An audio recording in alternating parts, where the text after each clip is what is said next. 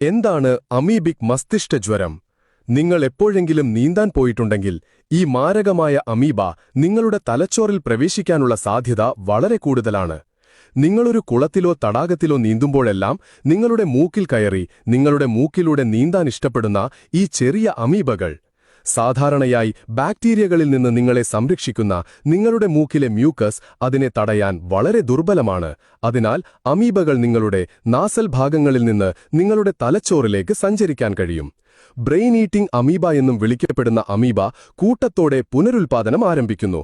1-2 ദിവസത്തിനുള്ളിൽ ദശലക്ഷക്കണക്കിന് ഈ അമീബകൾ നിങ്ങളുടെ തലച്ചോറിനെ ബാധിക്കും.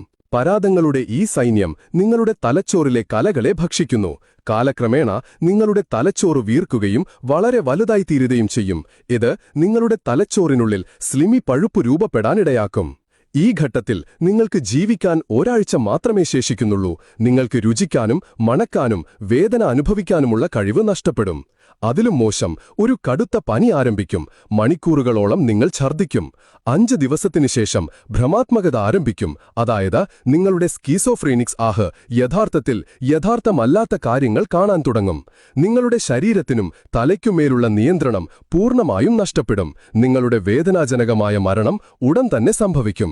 അതുകൊണ്ട് നിങ്ങൾ ഓർക്കുക, വൃത്തിഹീനമായ നദീതടങ്ങളിൽ, സ്വിമ്മിംഗ് പൂളുകളിൽ നിങ്ങൾ കഴിവതും ഇറങ്ങാതിരിക്കുക. കഴിവതും നമ്മുടെ കുട്ടികളെ ഇറക്കാതിരിക്കുക. കൂടുതൽ വീഡിയോസിനായി ഡോക്ടർ അപ്പുക്കുട്ടനെ ഫോളോ ചെയ്യുക.